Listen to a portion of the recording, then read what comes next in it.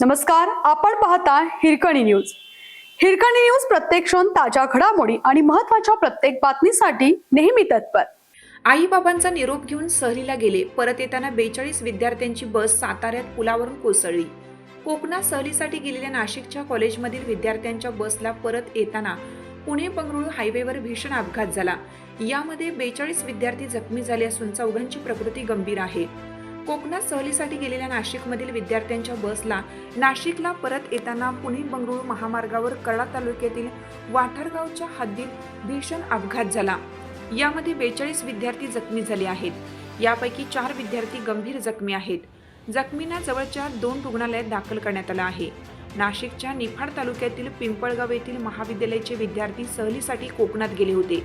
कोकणातून नाशिकला परत येत असताना पुणे बंगळुरू राष्ट्रीय महामार्गावर मंगळवारी पहाटेच्या सुमारास बसचा अपघात झाला. वाठार तालुका कराडगावच्या हद्दीत भराव पुलाचे काम सुरू आहे. पहाटे अंधार होता, त्यामुळे बस चालकाला रस्त्याच्या परिस्थितीचा अंदाज न आल्याने बस भराव पुलावरून खाली कोसळली. अपघाताची माहिती मिळताच कराड ग्रामीण आणि महामार्ग मदत केंद्राच्या पोलीस अधिकारी आणि कर्मचाऱ्यांनी घटनास्थळी धाव घेतली. वाठार ग्रामस्थांनी त्यांना मदत केली. विद्यार्थी गंभीर जखमी असून त्यांच्यावर अतिदक्षता विभागात उपचार सुरू आहेत. हे सर्व विद्यार्थी निफाडमधील दिवंगत BP पाटील महाविद्यालयाचे आहेत. कराड दक्षिणचे भाजप आमदार डॉक्टर अतुल भोसले यांनी कृष्ण हॉस्पिटल येथे जाऊन जखमी विद्यार्थ्यांची भेट घेतली. त्यांच्या प्रकृतीची विचारपूस केली.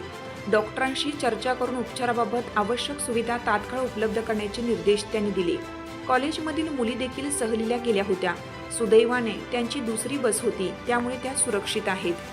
आपल्या हिरकणी न्यूज चॅनलला लाईक करा, शेअर करा आणि सबस्क्राईब करायला विसरू नका आणि रहा अपडेट.